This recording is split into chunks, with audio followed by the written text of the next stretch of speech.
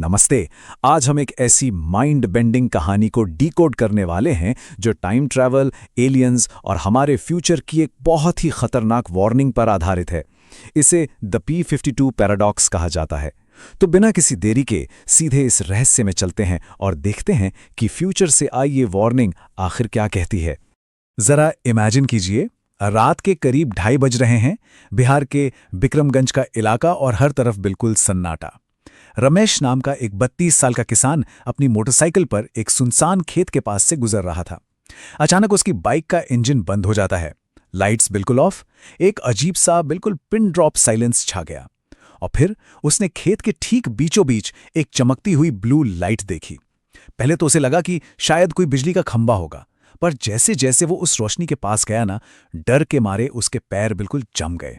क्योंकि वहां खेत में एक अजीब सी आकृति खड़ी थी। करीब 4.5 फीट की हाइट, बड़ी बड़ी काली आंखें, छोटी सी नाक और बिल्कुल पतले हाथ। लिटरली एकदम किसी क्लासिक ग्रे एलियन की तरह।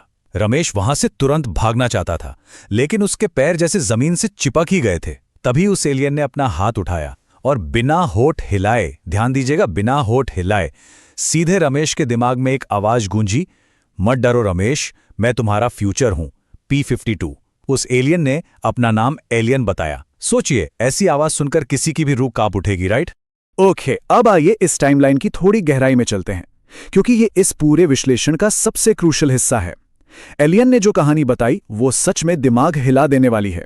उसने कहा कि वो हमारे आज से ठीक 52,000 साल आगे के फ्यूचर से आया है। उसने बताया कि साल 2047 में एक बहुत ही भयानक न्यूक्लियर वॉर हुआ था। लेकिन सवाल यह है कि वो शुरू कहां से हुआ? उसकी शुरुआत होती है 2027 में, जब एक साइंटिस्ट एक ऐसी एनर्जी डिवाइस बनाएगा जो आगे चलकर इस पूरी दुनिया की तबाही का कारण बनेगी। ये टाइमलाइन साफ दिखाती है कि कैसे हमारा आज आने वाले कल की बर्बादी से जुड़ा हुआ है। और एलियन ने अपनी बात सिर्फ शब्दों तक ही लिमिटेड नहीं रखी। उसने रमेश के ठीक सामने हवा में एक जायंट होलोग्राम प्रोजेक्ट किया, और उस होलोग्राम में जो दिखा वो किसी नाइटमेयर से कम नहीं था। दिल्ली और पटना जैसे शहर लिटरली आग की लपटों में जल रहे थे। आसमान पूरी तरह से न्यूक्लियर बादलों से ढका हुआ था। बची खुची इंसानियत अपनी जान बचाने के लिए जमीन के नीचे बने अंडरग्राउंड बंकर्स की तरफ भाग रही थी। ये 2047 का वो भयानक मंजर था जिसे देखकर कोई भी पूरी तरह से सहम जाए। अब इस विश्लेषण में जो सबसे इंटरेस्टिंग पॉइंट निकल कर आता है वो ये है कि उस वॉर के बाद इंसानियत पूरी तरह खत्म नहीं हुई, बल्कि बचे हुए लोग दो बिल्कुल अलग हिस्सों में बंट गए। पहला फैक्शन था P47। ये वो लोग थे जो अंडरग्राउंड ही रह गए। सालों तक रेडिएशन की मार झेलने की वजह से उनके शरीर बर्बाद हो गए और वो उन्हीं ग्रे एलियंस जैसे दिखने लगे।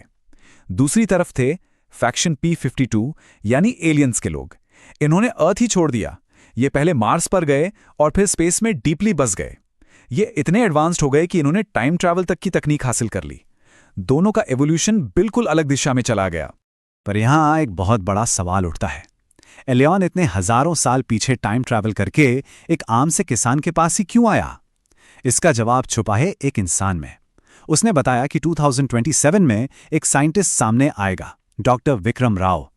यही वो शख्स है जो एक ऐसी पावरफुल एनर्जी डिवाइस बनाएगा जो अगर गलत हाथों में पड़ गई तो सीधे तौर पर 2047 के उस भयानक न्यूक्लियर वॉर का ट्रिगर बनेगी।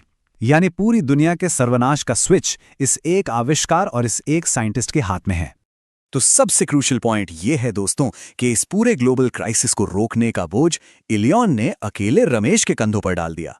एलियन ने उसे दो बिल्कुल सटीक निर्देश दिए। पहला, जब 2027 में डॉक्टर विक्रम राव उसके गांव में रिसर्च के लिए आए तो रमेश को उससे किसी भी हाल में नहीं मिलना है। और दूसरा, रमेश को किसी भी तरह उस साइंटिस्ट की रिसर्च को रोकना होगा ताकि उस डिवाइस का कभी निर्माण ही ना हो और दुनिया बच सके। एक आम किसान के लिए सच में ये एक असंभव सा और बहुत बड़ा टास्क था। अब हम खुद सोचकर देखें, अगर आधी रात को खेत में ऐसी कोई घटना हो तो अगले दिन हमारा रिएक्शन क्या होगा? ऑब्वियसली जब रमेश सुबह उठा तो उसे यही लगा कि यार ये सब बस एक बहुत बुरा सपना था। उसने डर के मारे किसी को कुछ नहीं बताया, बस चुपचाप अपनी एक डायरी निकाली और इस पूरी अजीब घटना को उसमें नोट कर लिया। एक सपना समझकर उसने इसे भूलने की कोशिश की, जो कि एक बिल्कुल नेचुरल ह्यूमन रिस्पॉन्स है। आखिर टाइम ट्रैवलिंग एलियंस और आने वाले अपोकलिप्स पर कौन इतनी आसानी से विश्वास कर लेगा? लेकिन अब जो हुआ वो सच में आपको हैरान कर देगा। और ये ब्रिलियंटली इलस्ट्रेट करता है कि कैसे एक साइफाई फैंटेसी अचानक सच्चाई से टकराती है। इस घटना के ठीक 3 दिन बाद रमेश टीवी देख रहा था और अचानक न्यूज में एक नए यंग साइंटिस्ट का इंटरव्यू आने लगा। साइंटिस्ट का नाम क्या था? डॉक्टर विक्रम राव। उनकी रिसर्च का फोकस क्या था? एंटी ग्रेविटी और क्लीन एनर्जी। और सबसे डरावनी बात तो ये थी कि उस न्यूज रिपोर्ट ने कंफर्म किया कि डॉक्टर राव अपनी आगे की रिसर्च के लिए सीधे बिहार आ रहे हैं। वो एलियन की अजीब सी भविष्यवाणी लिटरली सच साबित हो रही थी। इस खबर ने रमेश को बुरी तरह हिलाकर रख दिया। अब एक बहुत बड़ा मॉरल डिलेमा सामने था। क्या उस साइंटिस्ट को सच में रोक देना चाहिए? एक आविष्कार जो दुनिया को बेहद जरूरी क्लीन एनर्जी दे सकता है, क्या उसे फ्यूचर के एक वॉर के डर से पहले ही खत्म कर देना चाहिए? और क्या एक आम किसान के पास ये तय करने का हक है कि फ्यूचर में ह्यूमैनिटी के साथ क्या होना चाहिए और क्या नहीं? चलिए अब आगे बढ़ते हैं और देखते हैं कि ये कहानी क्या मोड़ लेती है। कुछ दिन बाद एक रात खेत में वही सन्नाटा दोबारा छाया और फिर से वही नीली रोशनी वापस आई। पर इस बार एक ट्विस्ट था। इस बार वहां एक नहीं 2 एलियंस थे। एक था एलियन P52 फैक्शन का, पर उसके ठीक बगल में एक और फिगर थी। ये एलियन रंग में थोड़ा डार्क ग्रे था और इसकी आंखें और भी बड़ी थी। ये कोई और नहीं बल्कि P47 फैक्शन का एलियन था। वही लोग जो तबाही के बाद अंडरग्राउंड रह गए थे। और तभी उस डार्क ग्रे P47 एलियन ने एक ऐसी बात कही जिसने एलियन की पूरी कहानी को ही पलट कर रख दिया। उसने रमेश से कहा, उस साइंटिस्ट को मत रोकना, हमें उसकी टेक्नोलॉजी चाहिए ताकि हम अपनी रेस को बचा सकें। अब देखिए, यहां दोनों फैक्शंस के मकसद आपस में टकरा रहे थे। जहां P52 उस डिवाइस को एक खतरा बताकर रोकना चाहता था, वहीं P47 उस आविष्कार को अपनी बर्बाद हो चुकी नस्ल को बचाने की आखिरी उम्मीद मान रहा था। और बस यहीं से जन्म लेता है द P52 पैराडॉक्स का सबसे बड़ा सवाल। आखिर इनमें से सच कौन बोल रहा है? क्या P52 वॉर रोककर इंसानियत का भला चाहता है, या फिर P47 उस टेक्नोलॉजी के जरिए अपना वजूद बचाने के लिए हमारा इस्तेमाल कर रहा है? ये एक ऐसी डीप उलझन है दोस्तों, जिसका कोई आसान जवाब नहीं।